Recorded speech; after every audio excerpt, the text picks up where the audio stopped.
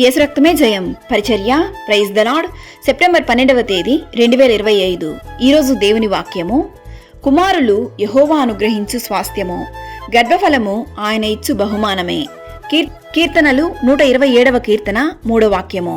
అవును క్రీస్తునందు ప్రియులారా, కుమారులు యెహోవా అనుగ్రహించు స్వాస్థ్యము అను ఆశీర్వాదమును పొందుకోలేక ఎంతో మంది వేదన చెందుతూ ఉన్నారు. భార్యాభర్తలు ఇద్దరూ ఏక హృదయంతో అట్టి ఆశీర్వాదమును పొందుకొనుటకు మోకరించాలి.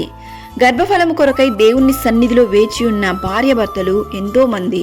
వారి హృదయవాంఛలను దేవుడు అతి త్వరలోనే నెరవేర్చునుగాక.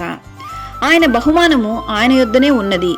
అది పొందుకొనుటకు ప్రార్థించండి. విశ్వాసంతో దేవుని సన్నిధిలో అబ్రహాము వలె, ఇస్సాకు వలె, హన్నా వలె, ఎలిజబెత్ వలె ప్రార్థించు. దేవుడు ఖచ్చితంగా తగిన సమయమందు నిన్ను దీవించి ఆశీర్వదించును. దేవుని యొద్ద నుండి గర్భఫలము పొందుకొనిన వారు వారి పిల్లల కొరకు అందలి భయభక్తులతో పెంచాలి. వారి భవిష్యత్తు కొరకై, వారి యొక్క ఆత్మీయ జీవితం కొరకై ప్రార్థించండి. దేవుని వాక్యం ఇలా సెలవిస్తుంది, ఆయన సంతులేని దానిని ఇల్లాలుగాను, కుమల్ల సంతోషము గల తల్లిగాను చేయును.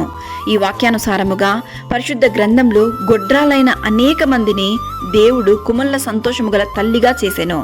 ఈరోజు నీవును విశ్వసించినట్లయితే అట్టి ఆశీర్వాదమును పొందుకునేదవు. ఆమేన్. సకల ఘనత, మహిమ, ప్రభావములు యేసయ్యకు మాత్రమే కలుగునుగాక.